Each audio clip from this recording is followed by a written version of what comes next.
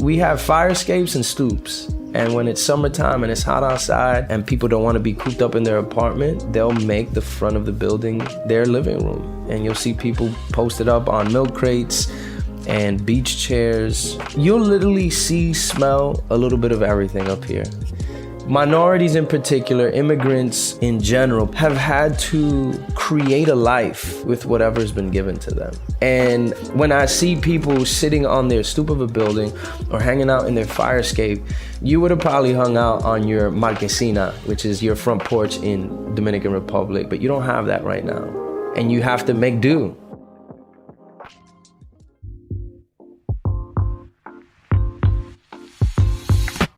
This is Where You From, a podcast for those who believe it's important to stop and listen before we speak. Join us as we ask another Christian thought leader where you're from and discover how their life experiences and expertise, even if we may disagree with something they say, offer us an important perspective that's worth thinking about. Welcome to Where You're From. I'm Rasul Berry. If I were to ask you where you're from, how would you answer? Would you focus on your hometown or your family heritage? Or do you hear that question and begin to think more philosophically, maybe about some of the experiences you've had that have shaped you? Today, I'm hanging out with Dominican-American Rich Pérez, previously from Washington Heights in New York City, who now lives in Atlanta, Georgia. I had the chance to talk to Rich prior to the COVID pandemic when he was still a pastor at a New York City church. Rich has a complex and robust background. He is full of layers, and he has put a lot of work into understanding how these layers have shaped who he is and what he cares about. And maybe by hearing about Rich's experiences, you and I will walk away with a better understanding of where we're from, or at least know what to look for as we consider our own layers. Here's Rich Pérez as he tells us about his parents, about their journey to America as immigrants. You're listening to Where You're From.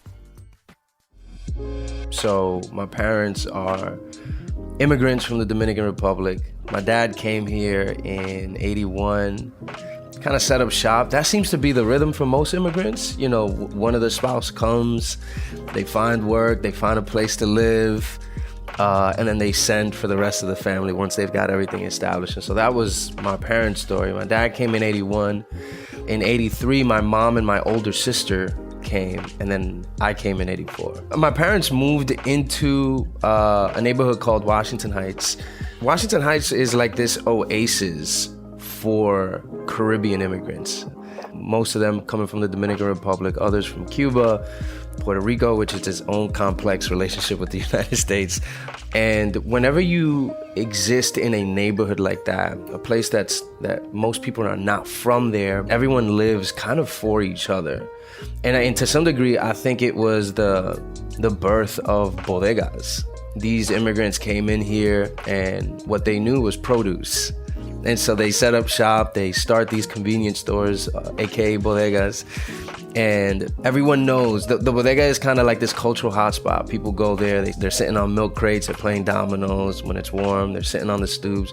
All that to say, I feel like because I was bred by that environment, it's hard to not care about things outside of my home. Of course, I cared for my home, my mom, my dad, my sister, my brother eventually.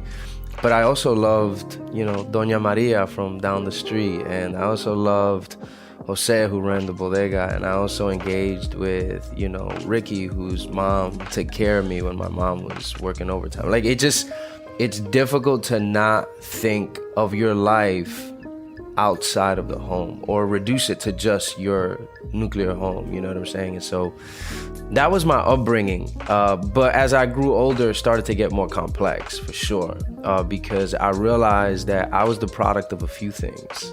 I was the product of immigrant culture, but I was also the product of hip hop, and I was also the product of merengue, and I was also the product of arroz con habichuela, rice and beans, but I was also the product of pizza and French fries. I was also the product of baseball, which is kind of the Dominican staple, but I was also the product of basketball, which is like the New York inner city, Mecca culture. And so it wasn't until about just a few years ago that I realized that was an asset. that all those intersections were an asset.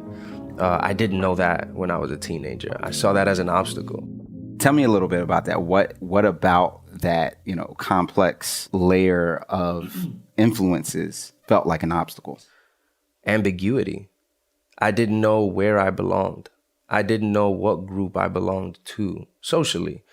When I would visit family in the Dominican Republic and they would call me what's called a Dominican Joe, which is slang for, you're kind of Dominican, but you're not. One, I wasn't born there. And I was wearing baggy jeans. I had earrings. I had a tight fade. Those are not very Dominican things. And so you're a Dominican Joe. You're partly Dominican, but you're partly not. How did that feel? At the time, a little cool. It felt a little cool to be like, yeah, that's right. I'm not Dominican. Not in the fullest sense. I'm something else, but I didn't know what that else was. But then it started to get a lot more complex because I started to feel outside. I remember one particular summer I visited for about 3 months. And I remember trying to play with the kids in the neighborhood out there in Dominican Republic and feeling like, I can't really vibe with these kids. I can't really rock with them because they don't see me the way they see themselves. And they had no categories for me. And so, when you don't have categories for people, you usually just marginalize them. And so I felt marginal to some degree. But then I came back here and I knew that I wasn't American in the fullest sense. I'll never forget, in 8th grade, I got accepted into a science and engineering program. I was kind of a geek, right? Me and 2 other students from our neighborhood got bused down to Stuyvesant High School. And I didn't see myself in anyone. And I felt marginal there. Despite the fact that I had earned my spot into this program, I still felt on the outside because I couldn't see anyone that looked like me. And I certainly didn't see anybody that talked like me or engaged culture like I did. So I think the obstacle was ambiguity. The obstacle of living in between was not knowing who I belonged to. I didn't belong here and I didn't belong there. What happened next? Where did that take you? When I was about 12, my mom came to faith in Jesus. And so my mom becomes this matriarch in our family because she introduced us to a faith that was real enough to live your life off of. When I was 15, I made a decision to follow Jesus, was baptized. Was it just as simple as, okay, let me try out what mom's doing, or was there something underneath the surface that was and that there was informed definitely some of, hey, my mom is showing us something new. I want to try what my mom's doing for sure. But there was also an element where it was definitely my own experience because I had been sitting in church at a Spanish-speaking immigrant Southern Baptist church, which is kind of so much of my life straddled categories because you've got a very expressive culture in a very conservative, religious, spiritual world. What was it at 15 then that made the quarter drop to go, this is for me? I heard the pastor preach from Romans. He was talking about our need, but he was also talking about the comforting presence of God. And I said, I need this to be true. And what's really interesting about that is I grew up in a relatively good home, man. 67% of kids in my neighborhood grew up in a single parent home. 75% of those 67, it was the mom in the picture, not the dad. And I had both my parents. And they were both involved in our lives, mentally, emotionally. In fact, I think the fact that I had comforting parents, I attributed my parents' comforting nature to God. Wow. And so I guess that was the quarter dropping for me, so to speak. But that also set me off into this world where I had to figure out how to bring my world as an athlete, playing baseball, basketball, and my world in faith now. There was this new thing that I had a lot of excitement about, but didn't know where to insert it. Were there ways in which the sport athletic environment pushed against your faith commitments? Locker room banter, you know what I'm saying? Locker room culture, man, the way that you talk about, women, the way that you talk about the coach, the kind of slander that can sometimes happen, it's opposed to everything I was now trying to live counter to. And so it was difficult. It was difficult living in that environment, and it got even more difficult in college. Okay, so you played basketball. I played basketball in college. I didn't play baseball. I played baseball in high school, and I played college. Okay, so you had game. I'd like to think so. I'd like to think so. So you are playing basketball in college, feeling these two different worlds or values that you have of sport and competition and faith kind of colliding, and then you say something changed. Yeah, something did change. Let's see. I was about 19, 20 when I joined a group called Truce. And it was a performing arts ministry that traveled both domestically and internationally doing hip hop and theater. And that was headed by a guy named David Ham. Black dude from Virginia, moved up to New York pursuing theater, got his break in some off-Broadway shows, and then eventually got picked up to do executive directing for Truce, of which me and two other really close friends joined, Alex Medina and Andy Mineo. Okay, something changes when you get exposed to Truce, right? Yeah. What changes? I realized that it was okay for me to blend my faith with things that I have passion for. And I think what I saw in Dave was this courage, this creativity, and this boldness to say, all of my life belongs to God, and I can blend all of my realities together under the purpose of offering it to God. And all of my life belongs to God, every part of it. And I think God wired me and designed me to have these passions and blend them with my world.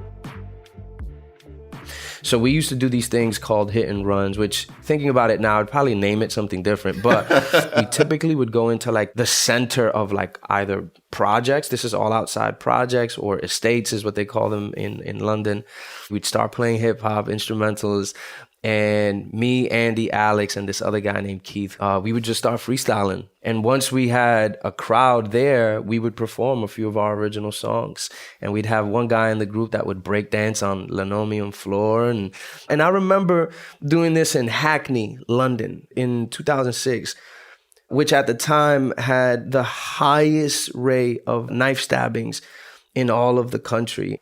And I remember seeing all of the dudes from the block looking at us kind of confused, because they looked at these young dudes that looked like they were probably from the street themselves, but they were doing hip hop and then they were talking about Jesus. I remember seeing them confused and thinking to myself, I like that you're confused. I love this feeling of having you curious about what you're looking at. And I think that was the beginning of me embracing some of my intersections that for so long had confused me. And now as I started to blend them together, it started to confuse people. And I use the word confused really as curious. It started to make people curious. Oh man, that was giving me so much energy, because it started to give me confidence to say, Rich, you can blend your intersections. You don't have to compartmentalize who you are. You can start putting some of these things together. They connect. Wow. So it sounds like you have this experience, you travel these, not only has the quarter dropped at this point, but now you're actually seeing it play itself out and you're seeing people respond. How does that take you to church planting in Washington Heights? So in my book, Mi Casa Uptown, David Ham writes the afterword, and he talks about this a little bit. He said, man, no matter where we traveled, Rich, his heart was always in Washington Heights. And this perhaps goes back to what I was mentioning earlier about my upbringing. It was just something about being in my neighborhood. It just drew me back. I remember having a conversation with Andy, and I said, hey, I'm coming back home and I'm gonna start a church in 3 years. And he was like, I'm all the way down, just let me know. We came back, I worked as a high school teacher. Not a lot was clear. The only thing that was clear was that we wanted to start this church. I wanted to come back home and at least be the catalyst to a space that the 17, 16-year-old version of myself could be in a place that was safe, comforting, and celebrating.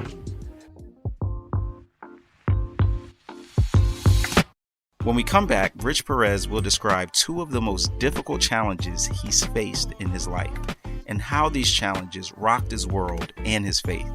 I'm Rasul Berry, and you're listening to Where You're From.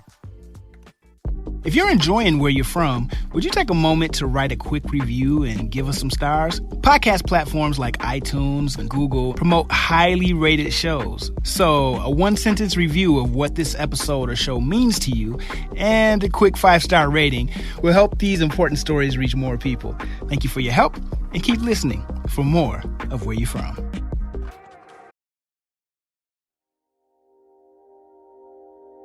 This episode is brought to you by Church Law and Tax. Church Law and Tax understands the realities of church work, helping thousands of churches stay informed and get equipped with comprehensive resources on legal, tax, financial, and risk management matters. Do you have a question on housing allowance? Need information on selecting church insurance? Looking for insights on what is or isn't unrelated business income? Or how about some guidance on how to properly receive charitable contributions? ChurchLawAndTax.com equips you for success with access to the most respected and knowledgeable attorneys, accountants, financial advisors, and risk managers guiding churches today. Get the practical information and timely coverage you need to keep your church up to date and lead your ministry with confidence. Join ChurchLawAndTax.com today.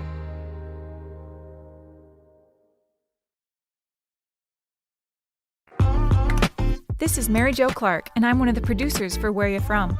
And before we jump back into our conversation with Rich Pérez, I wanted to share a teaser of our next episode with KB Newton.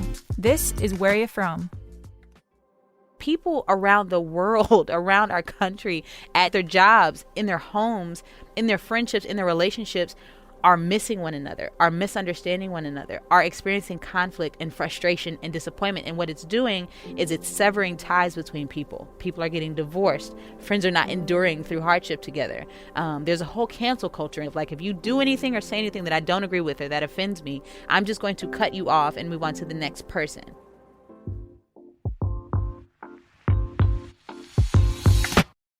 This is Where You're From. I'm Rasul Berry.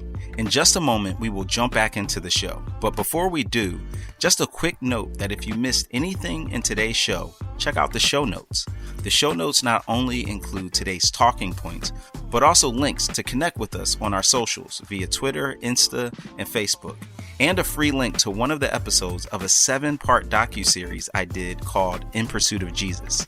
At the end of the linked episode, I spend some time with Rich Pérez in his old neighborhood, and we talk a little bit about faith, culture, and Jesus. This episode is available to you for free. Just click on the link in the podcast description or visit whereyou'refrom.org. That's where, Y-A, from.org. Now back to the show. Rich Pérez grew up suspended between worlds. His life had layers. He was a Dominican and an American, a nerd and an athlete. And around his teenage years, his mom became a Christian, adding another layer of experience. She became what he called the matriarch of the family, as she led by example and taught her kids about Jesus. Many years later, Rich's mom was diagnosed with a serious form of cancer, and that's where we will pick up the story. Here's Rich Pérez as he describes one of the most difficult moments of his life. You're listening to Where You're From. Got married in July 29, 2007. My mom at this point had been diagnosed with multiple myeloma, which is a cancer in the spinal cord. She had been in remission. My mom passed on August 8th, a week and a half after my wedding. In fact, we had just gotten back from our honeymoon, and a few days later she had passed. Yeah, I think it rocked my faith in a variety of ways, man. I just think I had more questions about what God was up to. Like, what are you up to? You know, why would you allow this? I mean, I hate to say it so flippantly, but kind of the typical questions that people have in loss and in grief, like, why? Why now? Why didn't you act? What's the purpose? What are you doing up there? Right? And this was the woman that had committed her life to Christ. It, like you said, it had that influence, matriarch impact of the whole family, and so that would seem to add another level of why to it. Like, she was this beacon. So how did you get on the other side of that? Can I be honest? Yeah. I think sometimes it's still hard. I would be lying if I said that at 13 years later, I'm completely beyond this. I've kind of needed sadness and grief to stick around a little bit, because sadness has helped me to honor legacy. And I don't mean sad as in a debilitating sadness. Obviously, I went on to plant a church. I went on to have kids. I've done quite a bit that have, are just like, I'm not debilitated by this sadness. But sadness has kept me honest with the legacy. I've leveraged sadness to say, no, I honor what my mom has done. And there's still this level of sadness that I carry with me that I'm actually not mad that I still have it. Yes. You know what I'm saying? No, I don't know if that makes some sense. No, that does make sense. And it relates to this aspect of place, because it honors a place that she still has in your life, right? 100%. Like that place is, the empty seat that she used to sit in, it's valuable to see and remember that she used to inhabit. And yeah, when I think about it, I think there is a part of me that grows sad, but there's also a large part of me that's like, but man, she did such a thing for my faith, and God used her to do such a thing for my faith. So you still hold that with you. Yeah. And yet you got from a place of the devastation and the confusion. Right, that's the other side of that. Yeah, that's the other side of a place of, okay, now it's time to move on and do this 100%, work. yeah. Like what contributed to that? What contributed to that? Accountability. I got really close to this professor, and he said to me, Rich, well, death is really difficult.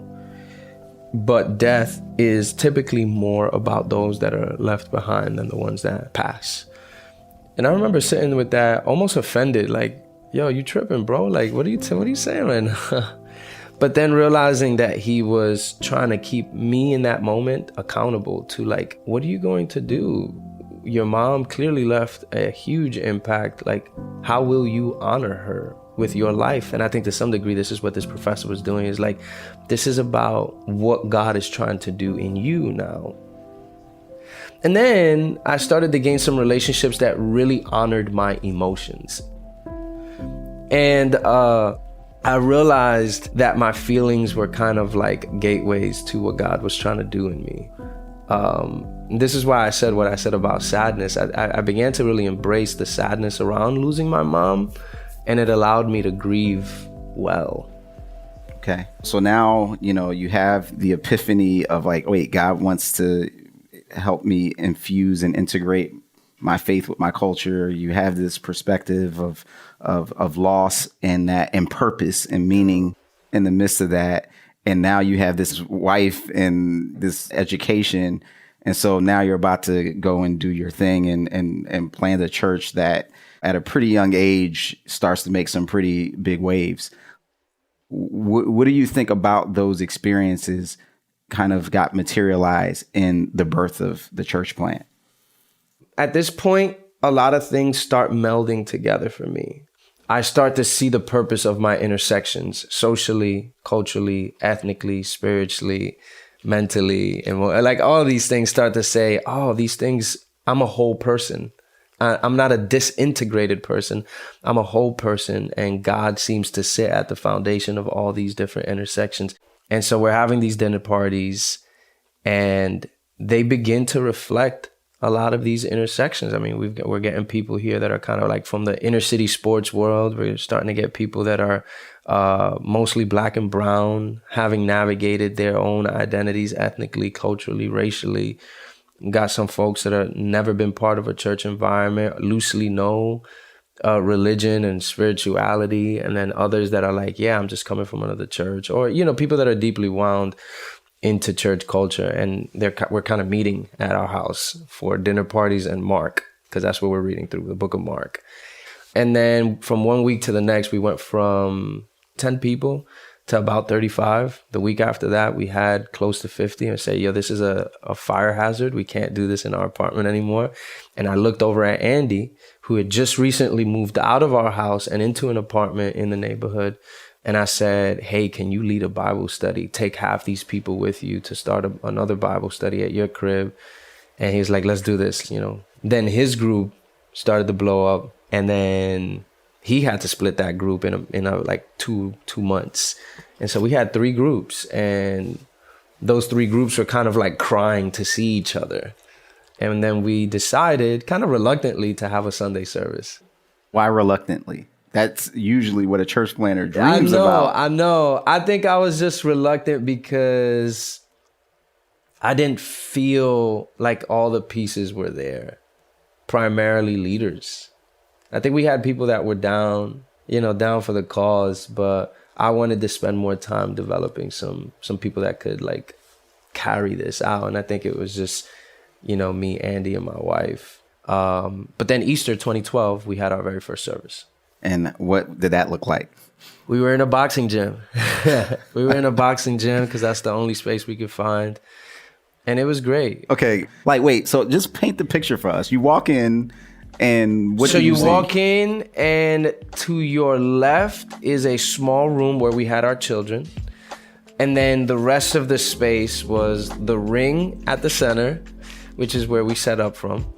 So that's the stage. That was the stage. The ring was the stage. It took about an hour and a half to get all the ropes off.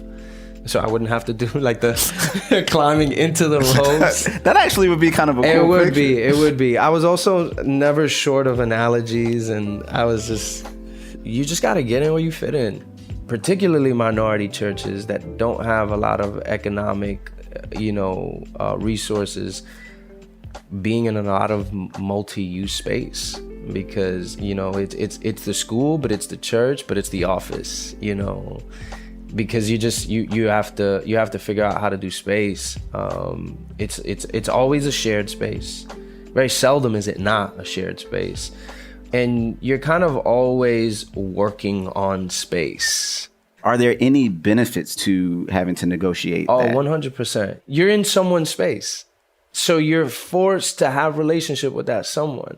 And I think this is actually really helpful to the evangelical church in the United States because we're very isolationist. We want to create spaces of our own, but sometimes that also means for our own. And that often can mean a tendency to isolate ourselves from the rest of the world. Sharing space and being in other people's space has forced us to say, what are y'all doing that we can get behind? Is there a program that's mentoring kids that we can have our people volunteering? Because I'm sure y'all could use people of great character to be mentors, right? You may not be able to share your faith explicitly, but you could be a model of good character to those kids. You know what I'm saying? So I think being forced to share space with people has forced us to see the common good that community leaders and organizations who are not people of faith are already doing in your world. And what's been the reception to you offering those type of people? I think it's been great. It's made for people in the community saying, I don't agree with what they believe, but man, they're doing great work in the city, in our neighborhood. I think committing ourselves to seeking the good of a neighborhood or a place will undoubtedly foster curiosity in people. Have you seen that? Oh, absolutely. Absolutely. The same way that I think doing excellent work causes curiosity, the same way that I think doing beautiful art causes curiosity in people. And I think that that's kind of the evolution of evangelism. Like, I think those are the ways that we evangelize.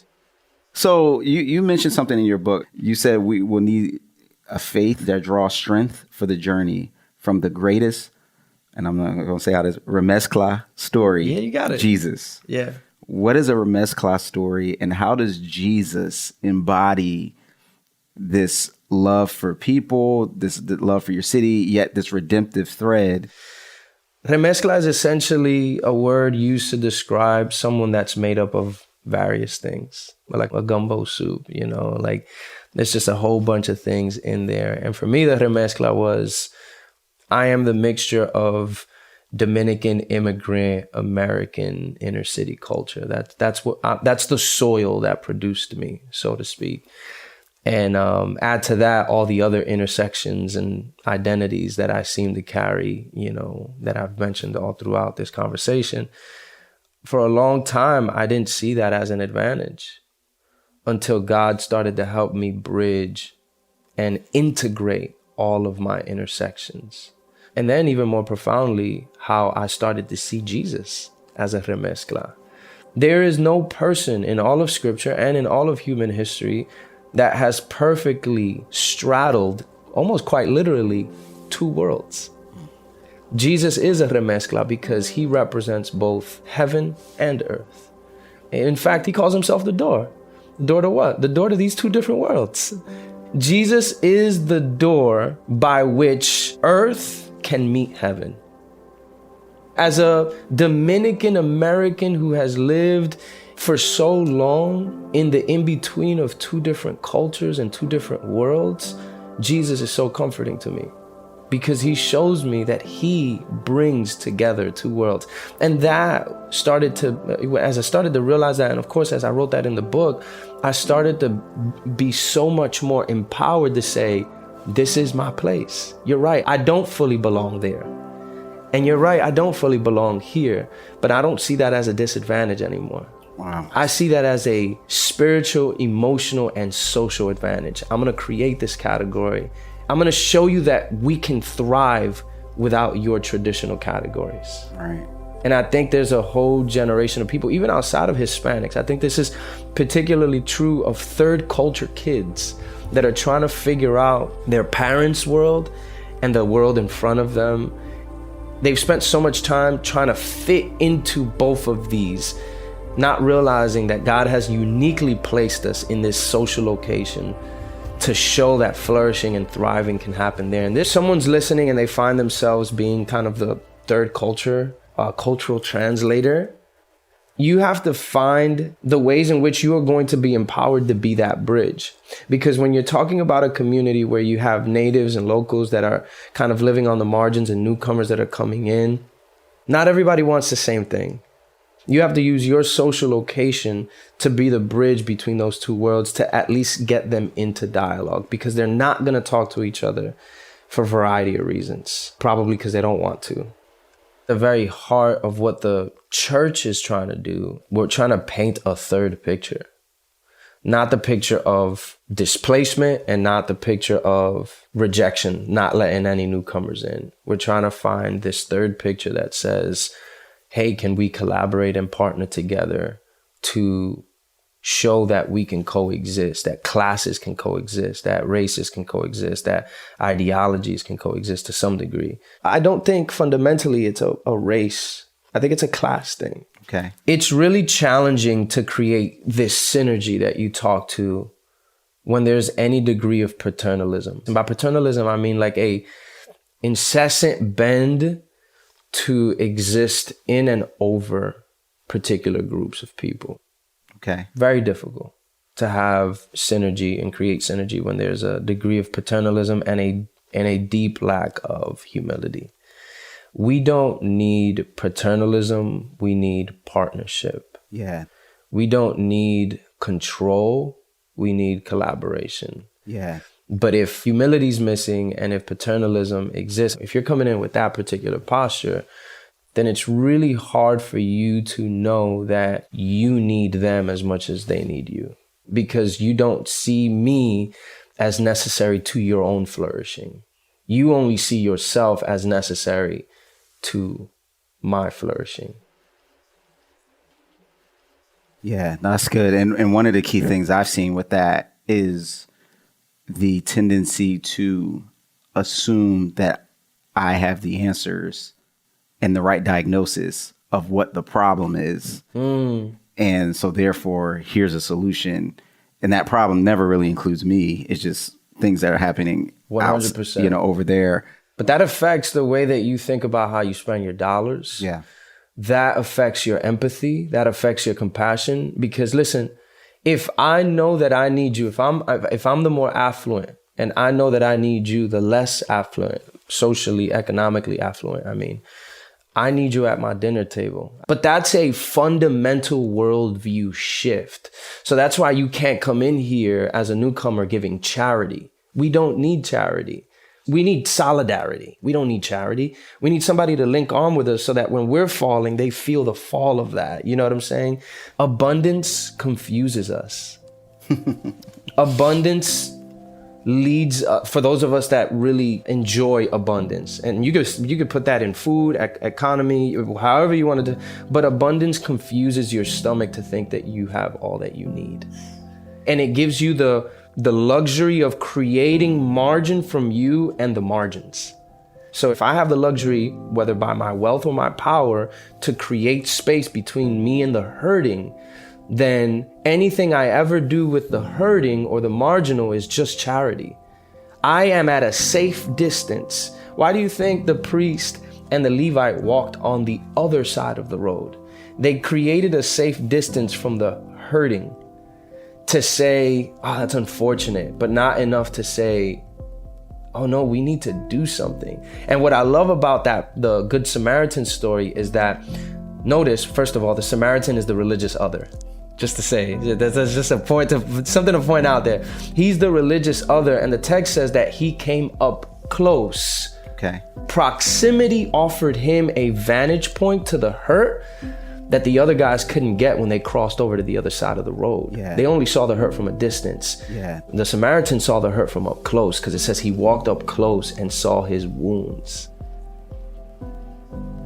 We need people, if they're gonna come into the neighborhood, particularly inner city, low income neighborhoods, they have to come up close to the wounds. Yeah. They have to come up close to the ways that, the engine of urban planning is hurting groups of people. And that is going to radically change the way that you look at your resources. It has to change it. Because it did with Jesus. It did with Jesus. He who was rich became poor so that we who were poor could become rich. That's right. And it changed the way that the Samaritan used his resource. If you look at the end of the story, he used his oil, he's used his water, and he said, if anything more you need, put it on my tab. There was a shift. His vantage point of the wounds was so impactful to him that it changed the way that he used his resources. Didn't ask, why were you there? And didn't ask, what was it his fault? He didn't need to. He was already close enough to see all he needed to see in order for him to shift the way that he used his resources. So I think proximity is huge. You've got to be close enough to feel the pain for yourself in order for you to actually make some significant contributions to existing in this neighborhood.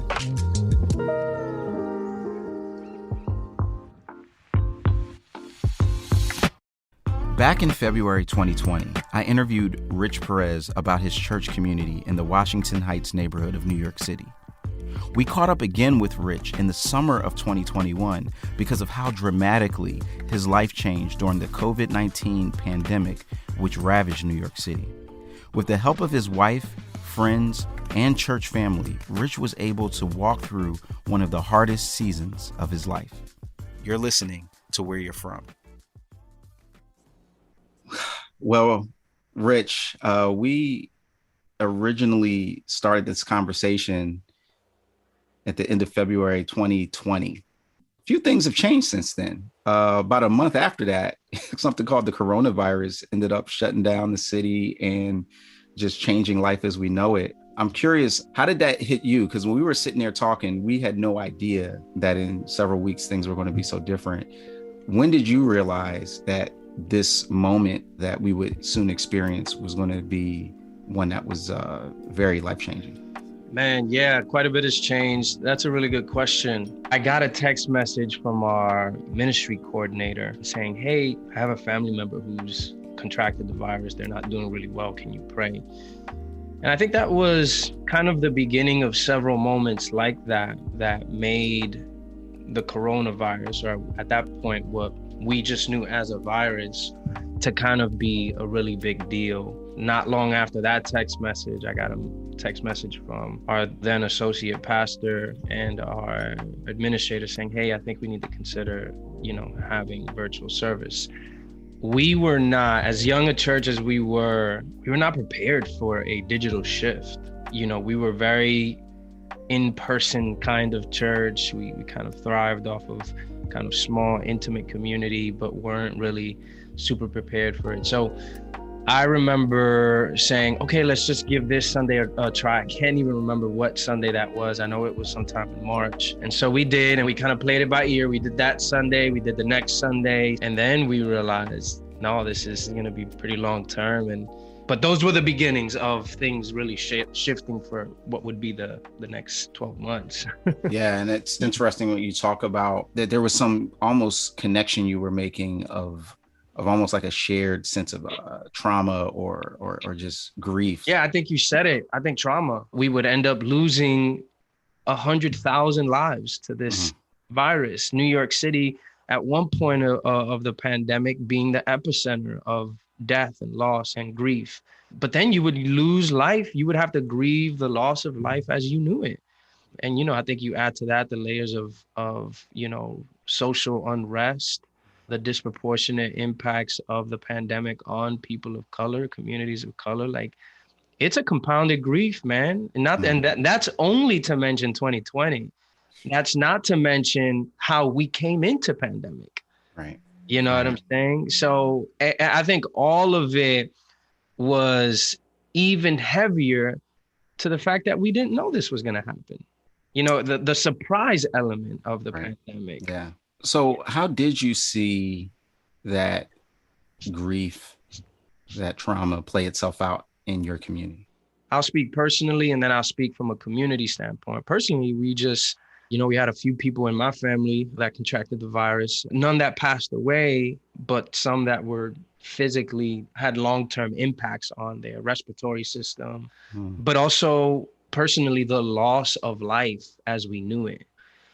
For places like New York, and you know this well, Rasul, like, we learned to live in 600 square feet. We learned to live in 700 square feet. But I think the pandemic aggravated what it means to live in such a dense city. From a community standpoint, Washington Heights, Inwood, deals with a lot of food insecurity. We don't, as a community, see a lot of fresh produce. If there is, it isn't financially accessible. So you have a lot of people that deal with food insecurity, a lot of families that deal with food insecurities, a lot of people that suffer from cardiovascular diseases, hypertension, diabetes, that became more vulnerable in pandemic. And we saw a lot of people die in our neighborhood because of the virus, because they didn't have access to this, or, because of food insecurity, needed to find themselves on a soup kitchen line in the height of pandemic, contracting the virus. I mean, there was a lot of implications to a neighborhood like ours when the pandemic hit. And then as the church, the loss of service, and we had to learn how to live together virtually. That was new. That was strange. That's a phenomenon that I don't think any of us were deeply prepared to emotionally. Some churches were able to pivot virtually really easy, but I don't think any church was prepared mentally, emotionally, and spiritually to deal with the repercussions of a virtual community. And so I think we just had to hold all of those things in tension while still trying to be a beacon of hope in the community that needed food, that needed hope. Like all of these things, we had to think creatively about service and generosity. I mean, and I can just speak from the other side of the city in Brooklyn. April 2020 felt like an apocalypse in New York City. It felt like Armageddon. Like the sea numbers of thousands of people dying a day. Like at one point, 2,000, 3,000 people dying a day. That's like a 9/11 each day. Elmhurst, Queens became the epicenter of New York City's death toll. Right. And I never experienced that level of just intensity when you just to go outside felt like you were gambling with your life, Yup. I mean, listen, that was us. And it did feel very apocalyptic. New York did, especially knowing in the back of your head that thousands of people were dying daily. And I think this became even more daunting when we started looking into the prison community and a lack of access they had to safety and care. And there was at one point an island dedicated in New York. I can't remember if it was off of Roosevelt Island or off of Ellis Island, but there was a small little island dedicated to just bringing dead bodies at one point. And, I remember watching that little clip and saying, like, where's this going? This is really scary, Yeah. So, that kind of takes us through the height of just the crisis and fortunately, things didn't stay there. And as things moved forward, like walk us through how you were processing, okay, what now? What next? Well, man, that May, June, July season, it was just harder to lead the church, honestly, like through the pandemic, thinking about organizationally how to help our community shift healthily. It was a real challenge mentally and emotionally for me to lead the church at that time. Late June, one of our dear sisters who had been battling cancer for about 8 years, I mean, since she joined the church, came to faith at the church, got really sick. She didn't have access to her chemotherapy because of the complications and the policies of the hospitals. Anyways, all that to say, not too long after she passed away from cancer, it was a really, really difficult loss on me personally and on her husband, of course, and the community. Really, really sweet girl, successful in her career, very young. She was 28. And she passed away. And, needless to say, it was a huge blow to the community. And I was there in those moments, in her last moments with her husband. And I think now in hindsight, I underestimated the impact of that moment on me mentally and emotionally. Being there, seeing her take her last breaths, assuring her of her faith and the promise that Christ has for her in the midst of this really difficult moment. She died on a Monday and we buried her on a Saturday. That Sunday, I hit a emotional mental wall. I was rushed to the ER with high blood pressure and certain that something was terminally wrong with me. I went to the ER and I was checked, and thankfully the reports came back clear. I had a CAT scan done. Anyways, that would set the course for the next several months. But to answer your question, as the pandemic started to feel more under control, something else was, coming to the surface more personally for me. That would then set the course for the rest of 2020. Yeah, no, I mean, you can just continue. Like, how was that course set? And obviously, just, what would you like us to know about that? Yeah. So came back from that ER visit, which was very scary. I mean, this was the day after we buried our sister Alice. And, I think so much was running through my head. So much was running through the minds of my kids. It was a really, really kind of traumatic moment heading to the ER, leaving my kids behind, not knowing if I was going to see them again. I would go on to go to the ER probably 5 more times in the next 7 weeks with high anxiety, almost paralyzing anxiety, wondering if something was wrong with my head, because I was feeling a lot of head discomfort, a lot of throat discomfort, a lot of stomach, abdomen discomfort, wondering if something was wrong with me. Again, something terminally wrong with me, and the doctors not being able to find it, and that kind of building on my anxiety. I had gone on a 2-month leave and I was just home. At this. We were also moving from our apartment to the Bronx for kind of a temporary shift. We needed something bigger. I don't know what would have been of us having to deal with a pandemic, everything that I was going through mentally and emotionally in a 600 square foot apartment. I'm not really sure how that would have turned out, but we moved into a much, much larger apartment. One of our members was able to find it for us. And I was, from all of August, all of September, I was just at home, mostly in bed. There were nights where, we were just laying on the couch. I had my son to my right, my daughter to my left, and it was probably 1 a.m. and my wife was just looking at me like, hey, they got to go to bed. And I'm like, not wanting them to go to bed because I wasn't sure if I went to sleep, I would wake up. My anxiety was really, really high. I just didn't know what to do with all of it. And, I want to say that I was very spiritually disciplined during that time, and that, I got myself under control through prayer and scripture reading, but it wasn't that's just not true. Like, it just wasn't true. I was very, very paralyzed by my anxiety. And I will say I was often in prayer, but it was very messy.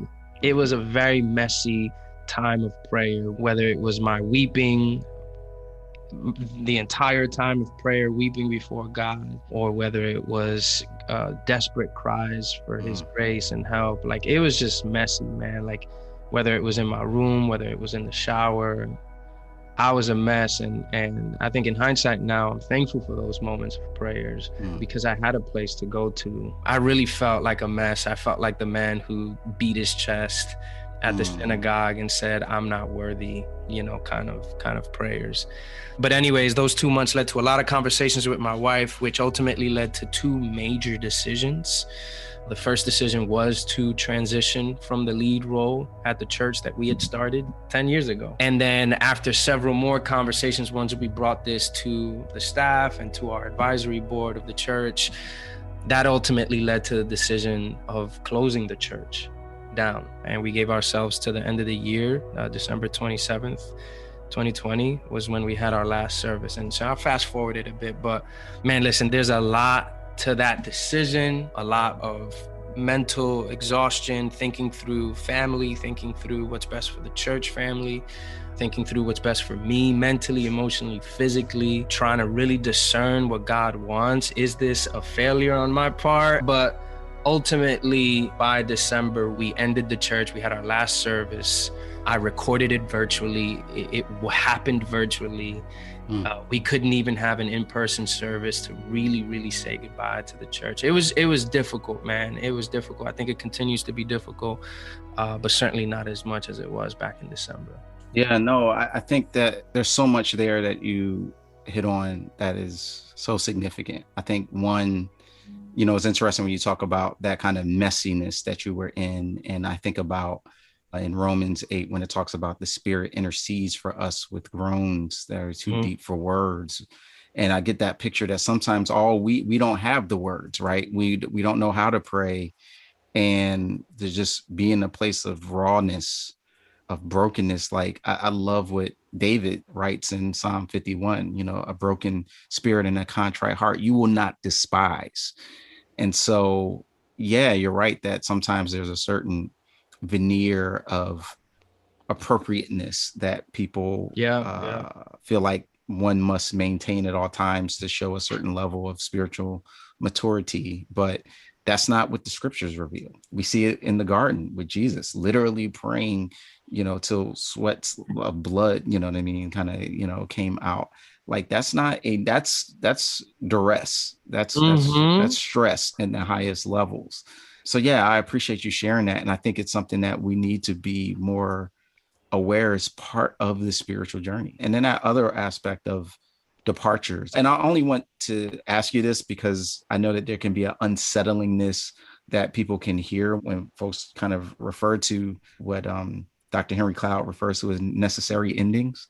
But how did you become okay with recognizing that God's hand was in ending something that, at least when we think about it from a spiritual standpoint, ought to never end, right? Like, should go on until Jesus comes back, even though that's not even the history of the church in the Bible in terms of local church, but that's still a vision and an idea that we hold sometimes. Well, that's a conversation in and of itself. I think the answer might be twofold. One is, I'm not sure that I know just yet.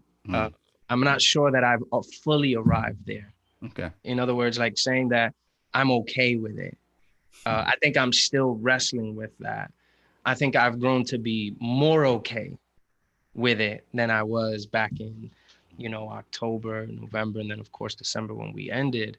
But I don't think I've fully arrived there. The other part of that, the answer to that question is, it was very apparent it needed to end, at least my time. I think the church closing was more consequential to that first decision, but it was very apparent, man. My body was reacting. And, I've said this several times already with friends that there were two prophets that were speaking very loudly in this season for God. And that was my wife and my body.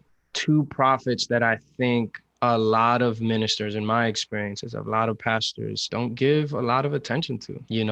I know a lot of guys that would say that their wife has a really unique voice in the decisions that they make for the church, but practically it doesn't always show to be true. And my wife was very loud, like, hey, I think it's time. Like, you've done well. You need to stop.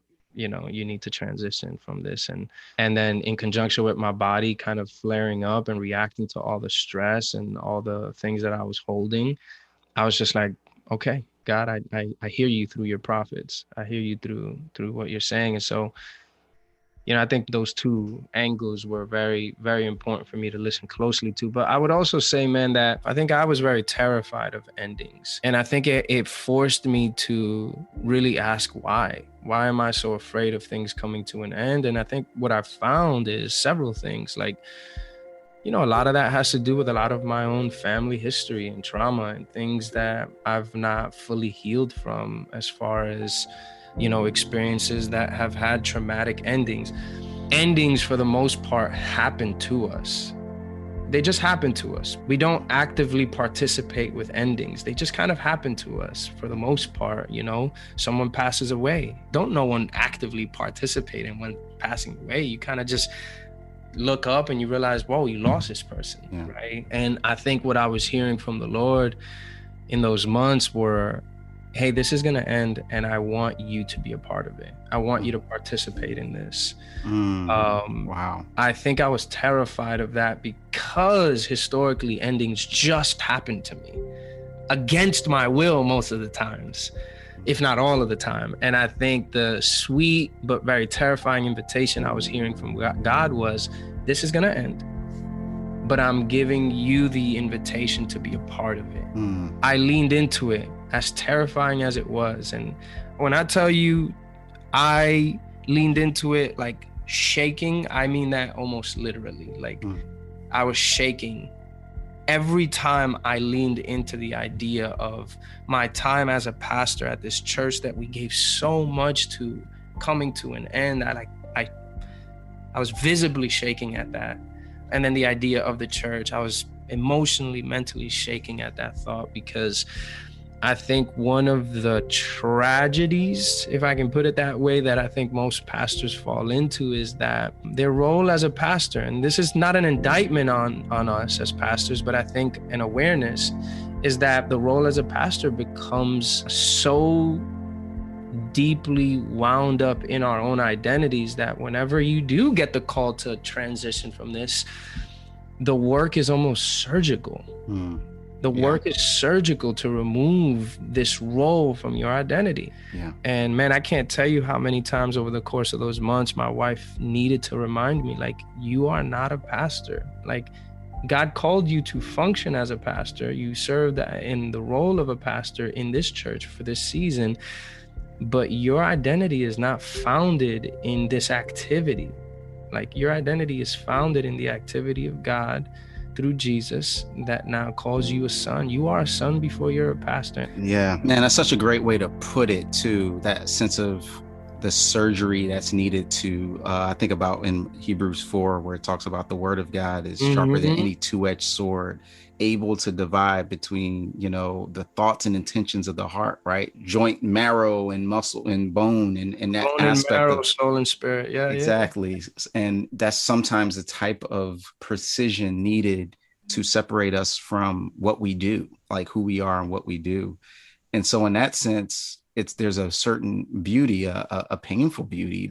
And I thought about, you sharing earlier about, the significant monumental loss of your mother and how that had such a significant impact on you. And then to kind of almost see that trauma get relived in the passing of this person that you were now a spiritual parent over, and that kind of, and neither of those losses were things that you would have wanted, but that were very destabilizing and debilitating. But to get to a place of actually leaning into a loss and ending and seeing it as necessary, there's a unique kind of healing in that of like, you don't have to run away from and be afraid from endings. Like, it reminds me of this poem by Robert Frost, Nothing Gold Can Say. It goes, nature's first green is gold, her hardest hue to hold, her early leaf's a flower, but only so an hour, then leaf subsides to leaf, so Eden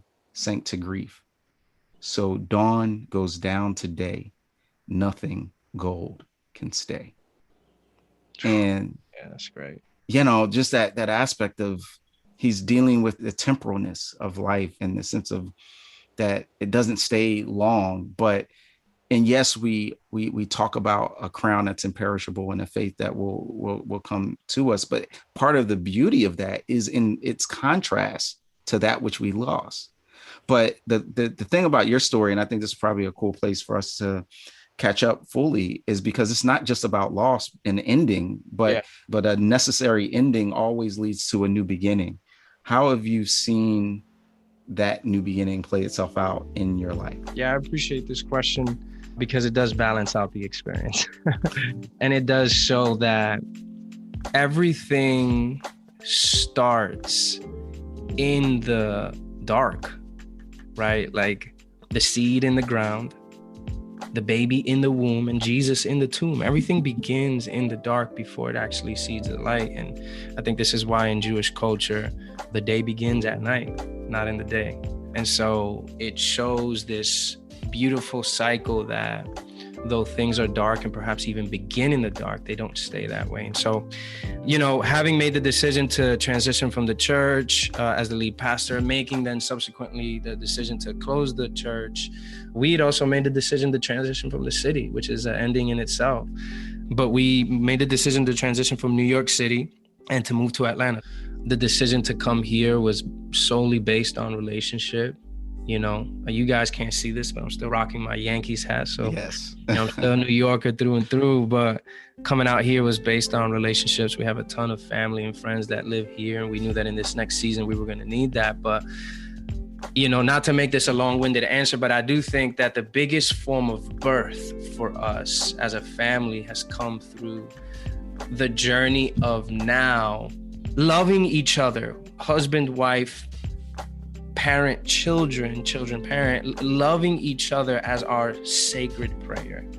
Like, I can't stress enough how much God has shown me in these last several months that, like, to dote over my kids and to fawn over my wife is in fact a prayer to God. And it's my prayer of thanksgiving, that I'm very thankful for, you know, the 18 plus years that I have with my wife, and that I have a, you know, soon to be teenager in the crib, and that to love them well, to serve them well, to pay attention to them and to care for them in a way that I just, from a human capacity, did not have the time to do it in the way that I wanted to, because I was also loving, you know, 100 plus people in the church.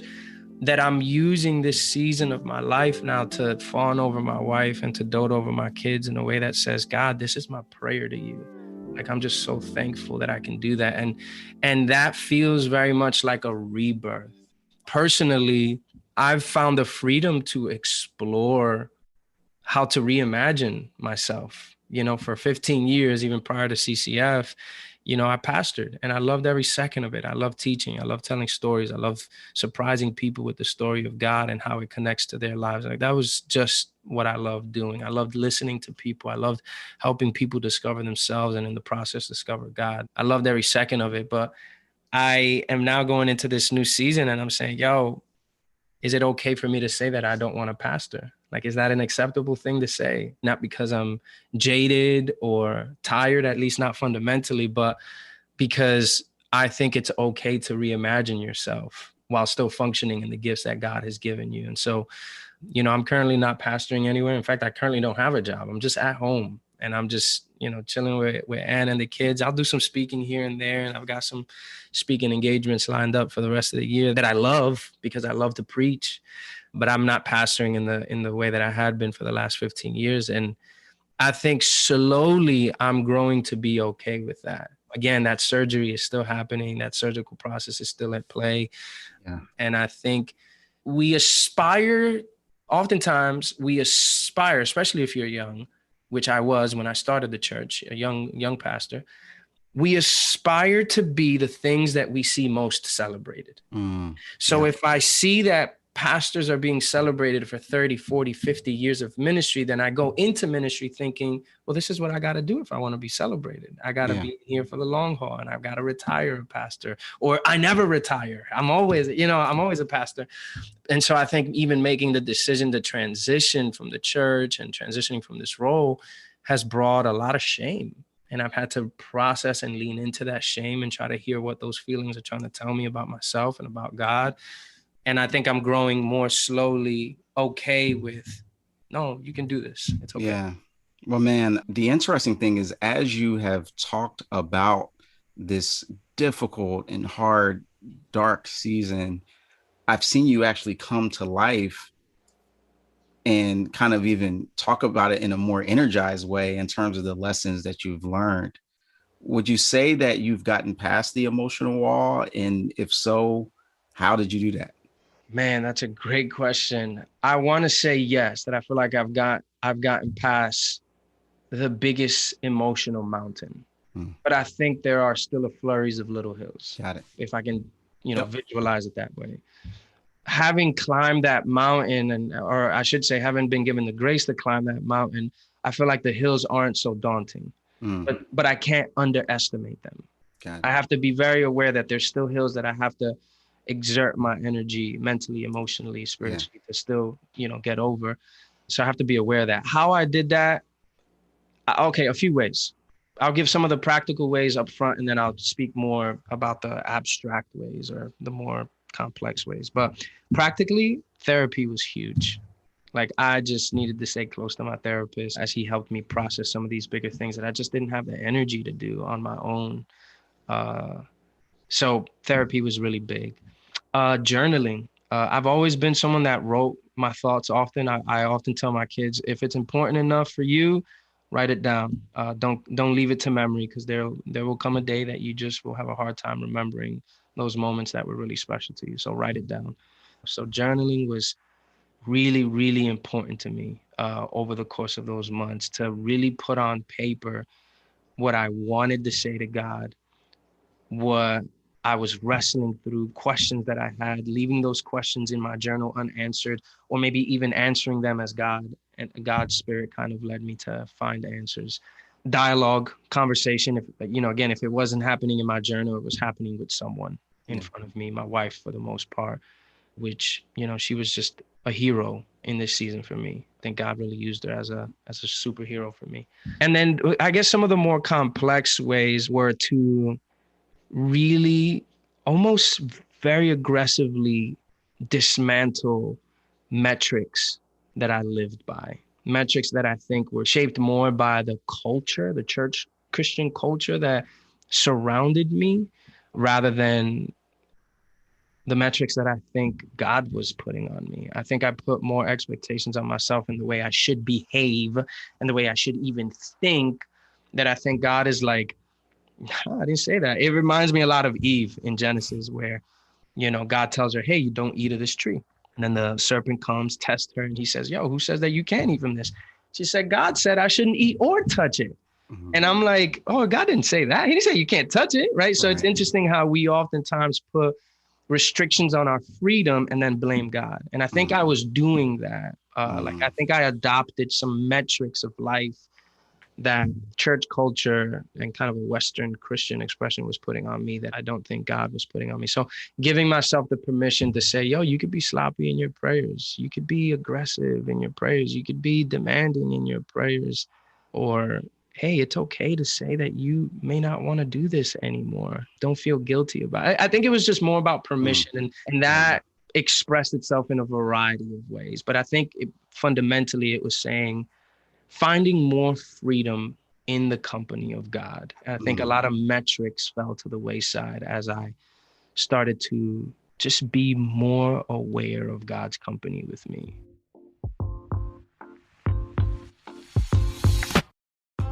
Even when Rich Pérez was battling his own anxiety and making tough decisions about closing his church, he depended on the goodness of God to get him through. During a time of fear, he was able to trust that God would heal his body and calm his anxiety. I think there's some wisdom there for us too. Thank you for joining us. I'm Rasul Berry, reminding you that it's not just about where you're at, it's also about where you're from. Today's episode was engineered by Kevin Burgess and produced by Daniel Ryan Day, Mary Jo Clark, and Jade Gustafson. I'd also like to give a shout out to Londa and Nicole for their help in creating and promoting the Where You're From podcast. Thanks, y'all. Where You're From is part of the Voices collection from Our Daily Bread Ministries.